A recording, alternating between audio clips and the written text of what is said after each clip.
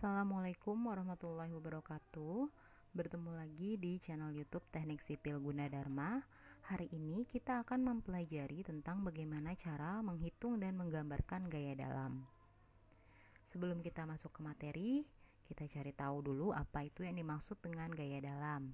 Jadi, gaya dalam adalah gaya yang timbul dari struktur, di mana struktur tersebut memberi respons terhadap aksi atau gaya yang bekerja padanya.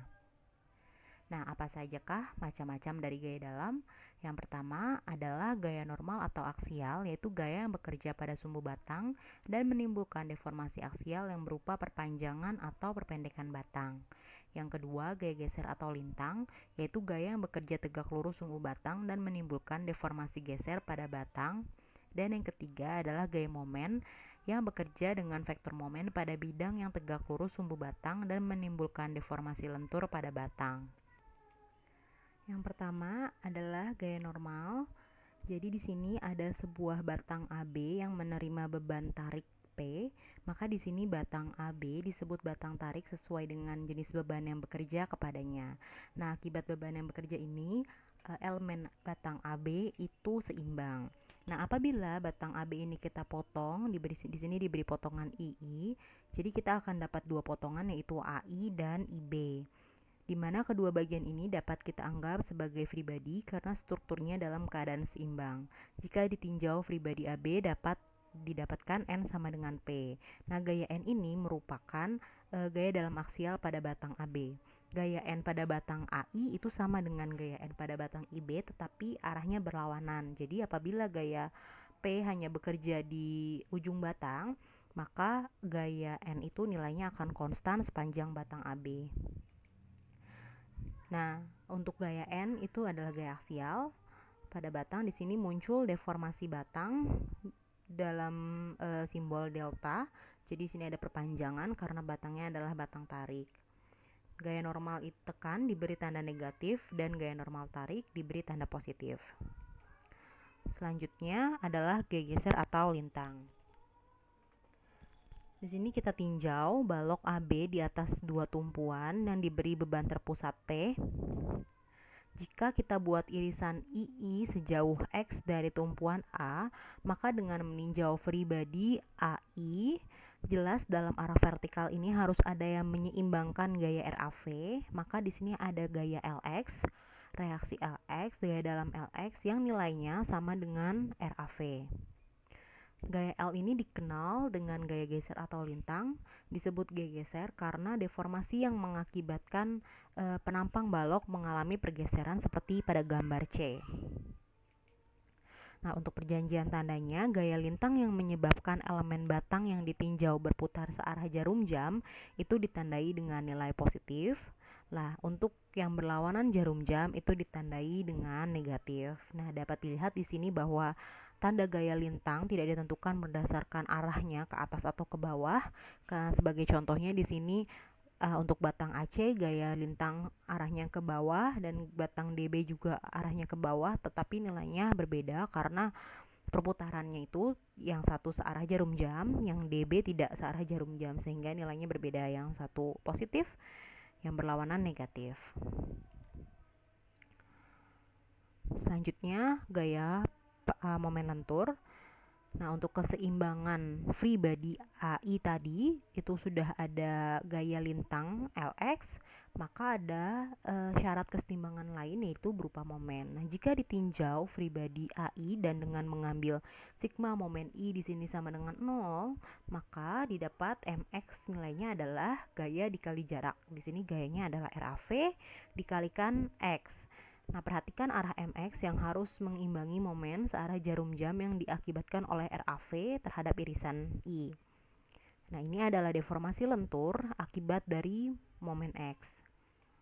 Nah, momen itu kita misalkan positif MX ini positif apabila sisi serat atas balok tertekan tadi tandanya negatif, dan sisi serat balok itu tertarik, tandanya positif. Sini. Jadi MX nilainya positif ketika dia memberikan kurva lenturan berupa cekung pada batang. Oke, selanjutnya kita belajar mengenai gaya dalam pada bentang dengan dua perletakan akibat dari beban terpusat. Di sini ada bentang AB, balok AB di atas dua tumpuan sendi dan roll dengan beban terpusat sebesar P dengan jarak setengah L dari masing-masing tumpuan. Dari sini kita bisa langsung menyimpulkan bahwa nilai RVA sama dengan nilai RVB, yaitu setengah P. Nah, kita harus menentukan terlebih dahulu letak potongan pada elemen strukturnya. Jadi, kuncinya adalah buat potongan di antara dua gaya atau beban. Di sini kita punya tiga gaya vertikal, RVA, P, dan RVB. Kita buat dua potongan. Berarti kita buat dua potongan karena ada potongan yang satu di sini antara RVA dan P, dan potongan yang kedua antara P dan RVB. Kita tinjau terlebih dahulu potongan 1, di mana letak potongan 1 ini sejarak X1 di antara titik 0 di titik A sampai jarak setengah L di titik P. Kita ambil free body kiri, gambarkan elemen batangnya, lalu gaya-gaya yang bekerja sampai dari titik 0 ke A sampai jarak X1, maka ada RVA sebesar setengah P dan RHA sebesar 0. Nah, di sini muncul gaya normal 1, lalu ada gaya geser D atau V1 dan gaya momen 1. Nah, kita harus menghitung berdasarkan syarat kesetimbangan. Jadi, sigma H sama dengan 0, nilai N1 sama dengan 0, sigma V sama dengan 0, maka V1 atau D1 ini sama dengan setengah P.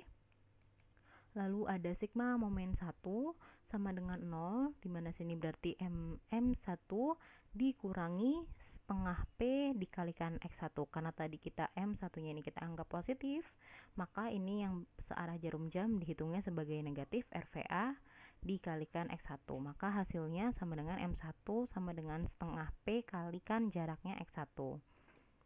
Nah, jika X1 sama dengan 0 di titik 0, maka nilai momen di titik 0 ini sama dengan 0. Di sini titik 0 sama dengan 0 karena tumpuan sendi tidak ada momen. Jika X1 sama dengan setengah L, maka M1 itu didapatkan nilainya seperempat PL. Jadi di sini titik P, di titik setengah L, nilai momennya adalah seperempat PL. Nah, coba kita tinjau potongan 1 dari free body sebelah kanan. Jadi ambil dari titik sini, titik jarak X1 sampai ke titik B. Kita gambarkan gaya-gayanya, ada RVB setengah P dan di sini P juga masuk ke dalam free body kanan. Muncul N1, V1 dan M1. Nah, syarat kesetimbangan kita hitung lagi, sigma H sama dengan 0, N1 sama dengan 0, sigma V ini ke arah atas berarti sama dengan P dikurangi setengah P, hasilnya sama dengan setengah P. Nah, untuk sigma momen di titik potongan 1 sama dengan 0, maka M1 ini kita hitung positif, dianggap positif, dikurangi setengah P dikalikan jaraknya L min X1 ditambah P dikalikan jaraknya setengah L min X1, maka hasilnya didapatkan setengah P kali X1. Jika X1 nya sama dengan 0, dimana di sini kita berarti titik 0 nya adalah di titik B karena kita ambil free body sebelah kanan, maka X1 sama dengan M1 sama dengan 0. Nah, jika X1 nya sama dengan setengah L, maka M1 nya sama dengan seperempat PL. Ini hasilnya jika kita tinjau dari free body kanan itu sama dengan free body kiri. Maka selesaikanlah perhitungan dengan meninjau sisi yang paling sedikit gayanya, yaitu di sini kalau di potongan 1 itu adalah sisi sebelah kiri karena hanya ada gaya RVA dan RHA yang sama dengan 0, sehingga ini lebih sederhana daripada meninjau sisi sebelah kanan. Jadi perhitungannya lebih mudah dan lebih cepat dalam menyelesaikan perhitungan. Oke, selanjutnya kita tinjau untuk potongan 2. Nah, karena kita cari mana sisi yang lebih mudah, maka potongan 2 kita ambil jarak X2 dari titik B.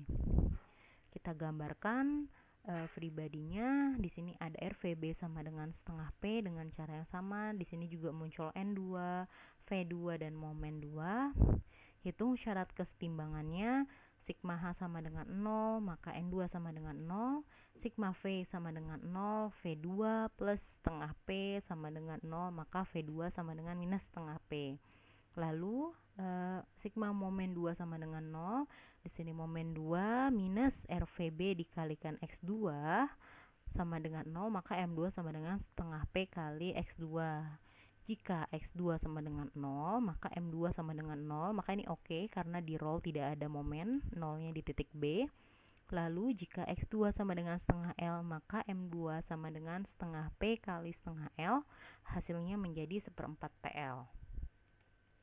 Selanjutnya kita gambarkan gaya dalam. Kita gambarkan lagi elemen struktur dan peletakannya dengan gaya-gaya yang bekerja.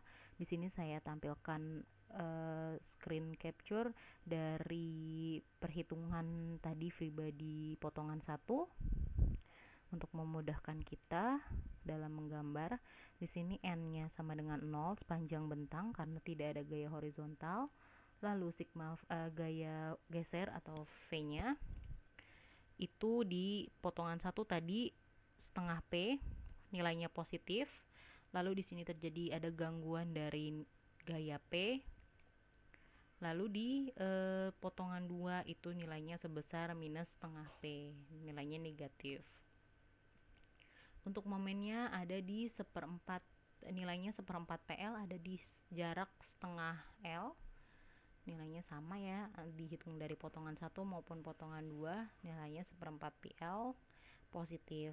Nah, kesimpulannya nilai gaya normal itu sama dengan 0 di sepanjang betang.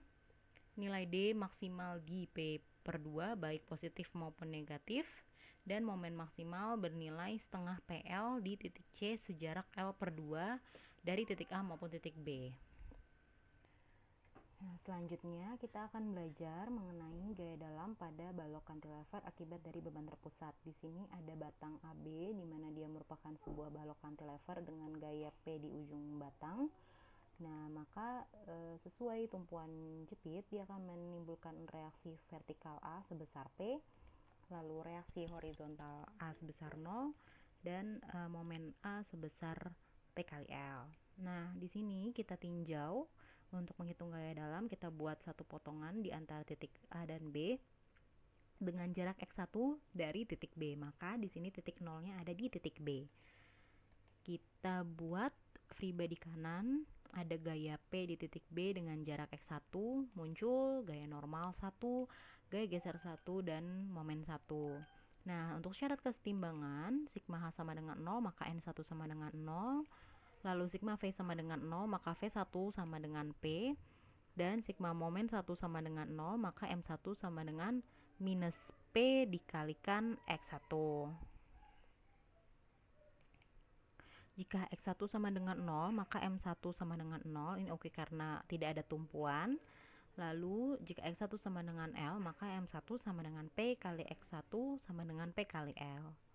Kita gambarkan gaya dalamnya.